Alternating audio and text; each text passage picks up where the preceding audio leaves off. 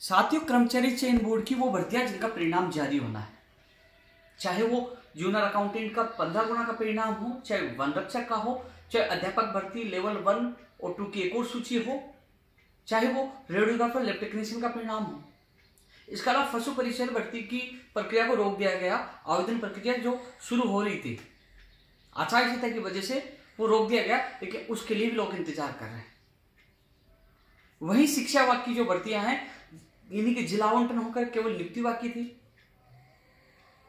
कई लोगों के केवल मेडिकल की वजह से लेट हो गए, कई के जिला आवंटन बाकी थे, नियुक्ति प्रक्रिया बाकी थी। तो शिक्षा विभाग का आपने कैलेंडर देख लिया होगा। चुनाव आयोग के समक्ष रखने के लिए उन्होंने विभाग को उन्होंने एक लेटर भेजा था, आपने वो पीडीएफ देख ली होगी।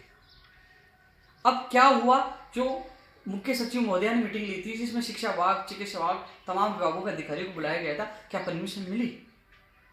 कर्मचारी चयन बोर्ड इन भर्तियों का परिणाम क्यों नहीं जारी कर पा रहा है? लगातार आपके जहन में ये सवाल उठे और आपके सवालों के जवाब के लिए मैं कर्मचारी चयन बोर्ड अध्यक्ष से मुलाकात करके आया और कर्मचारी चयन बोर्ड अध्यक्ष ने सकारात्मक जवाब देते हुए उन्होंने कहा कि हम जब पहुंचे मुलाकात की तो उन्होंने चारों लेटर दिखाए कि ये लेटर देख लीजिए, जूनियर अकाउंटेंट का 15 गुना के परिणाम के संबंध में ये लेटर है, हमारी तरफ से काम पूरा है, परिणाम जारी करना है, लेकिन चुनाव आयोग से हम परमिशन लेना चाह रहे हैं। वही रेडियोग्राफर लैब टेक्नीशियन 2020 का लेटर दिखाया। वही पशु परिचय भर्ती के लिए आवेदन प्रक्रिया शुरू करने वाला लेटर दिखाया। वन रक्षक का वो लेटर दिखाया और जो अध्यापक भर्ती लेवल 1 और 2 की भी सूची जारी करने के संबंध में भी बताया कि जैसे परमिशन मिलेगी, मान लो 1-2 भर्तियों की परमिशन मिल गई तो कहीं नहीं और भर्तियों की भी हम कार्य कर सकेंगे। जो और भी जो लोग मांग कर रहे हैं अन्य भर्तियां, जैसे प्रयोगशाला सहायक की वेटिंग सूची की मांग कर रहे हैं और भी विभिन्न भर्तियों की सूचियों की मांग कर रहे हैं, चाहे वनपाल का या फायरमैन का प्रोविजन परिणाम। साथियों, मुलाकात की और चेयरमैन साहब ने पॉजिटिव आंसर देते हुए कहा कि मैं खुद अधिकारियों से मिलने जा रहा हूं। चुनाव आयोग की गाइडलाइन मैंने देखी, भारत निर्वाचन आयोग की गाइडलाइन थी कि लोक सेवा आयोग और कर्मचारी चयन आयोग को आवश्यकता नहीं हो परिणाम जारी कर सकते हैं। मैंने वो लेटर उनको भी दिया और उन्होंने कहा कि हाँ, ये लेटर हमारे काम आएगा।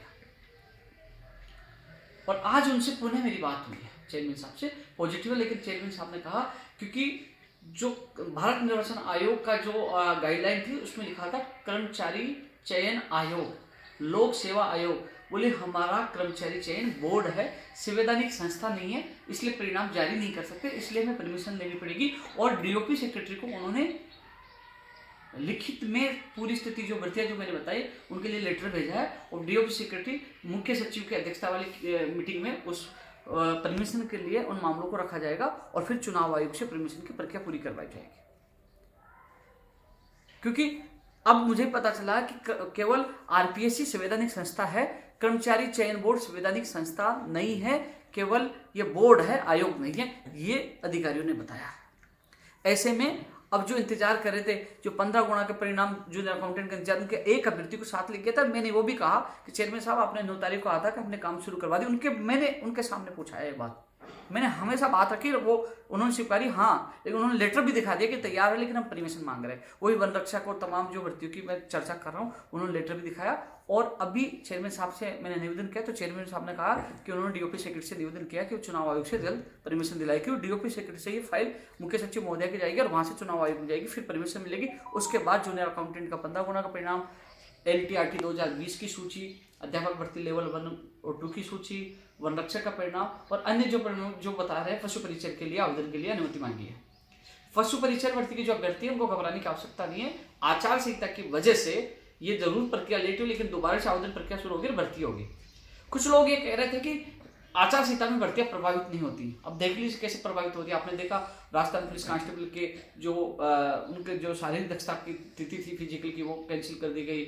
आपने देखा होगा कि 1-2 भर्तियों को स्थगित कर दिया गया। तो चुनाव आयोग में प्रभावित होते हैं जिनके अंतिम प्रक्रिया थी उनकी परमिशन मिलती है। जैसे एसआई भर्ती का आपने देखा होगा, एसआई भर्ती में कई लोगों को नियुक्ति मिल चुकी थी, कुछ लोग रहे थे और बहुत पहले उनकी नियुक्ति आदेश जारी हो गए थे, इसलिए परमिशन मिल गई कि साथ पहले की भर्ती है और कुछ लोग रह गए थे।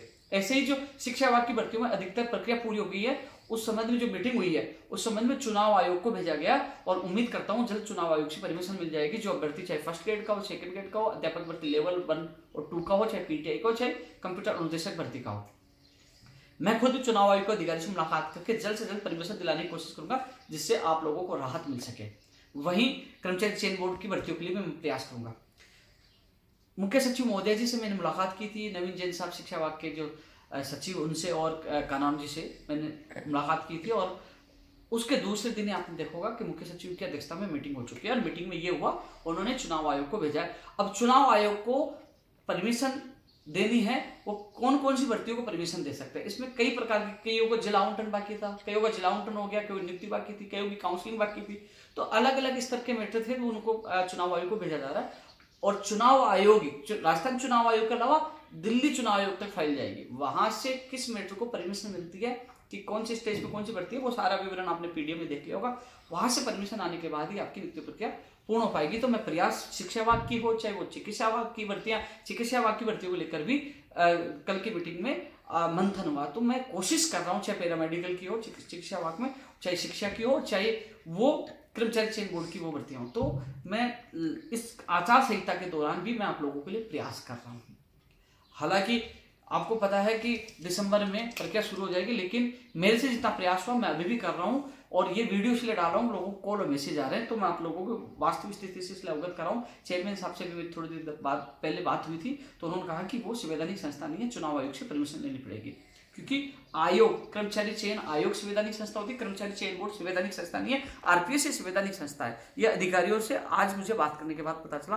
तो ऐसे में वो परमिशन की प्रक्रिया उन्होंने शुरू कर दिया, डीओपी से जाएगी, मुख्य सचिव साहब की अध्यक्षता मीटिंग होगी, फिर चुनाव आयोग में, फिर परमिशन के बाद ये परिणाम जारी होगी। जो जूनियर अकाउंटेंट के बार बार फोन कर रहे थे, आपका साथी गए थे, पूरा परिणाम तैयार है, फिर परमिशन का इंतजार है। अब आप पूछोगे परमिशन कब मिलेगी, वो मुख्य सचिव अध्यक्षता की मीटिंग होगी, फिर चुनाव आयोग जाएगी, दिल्ली तक जाएगी। इसमें कितना समय लगता है वो आप सबको इंतजार करना पड़ेगा। तो जितना प्रयास मुझसे हो रहा, मैं भी इस चुनाव आचार संहिता के दौरान खुद चेयरमैन से मिला हूँ, आज बात की है, वहीं शिक्षा विभाग में सचिव से मिला हूँ, मुख्य सचिव से मिला हूँ। फिर भी मैं प्रयास कर रहा हूँ, शिक्षा हो, चिकित्सा हो, कर्मचारी चयन बोर्ड हो, और आरपीसी के अधिकारियों से भी फर्स्ट ग्रेड हिंदी का और होम साइंस का और सेकंड ग्रेड का परिणाम, सेकंड ग्रेड पीटीआई का, संस्कृत शिक्षा विभाग सेकंड ग्रेड में, उन परिणामों के लिए भी मैंने निवेदन किया कि जल्द से जल्द उनका परिणाम जारी हो। जितनी मदद मुझसे हो रही है अभी भी, मैं चुनाव आचार संहिता के द्वारा आप लोगों की पूरी मदद कर पा रहा हूँ।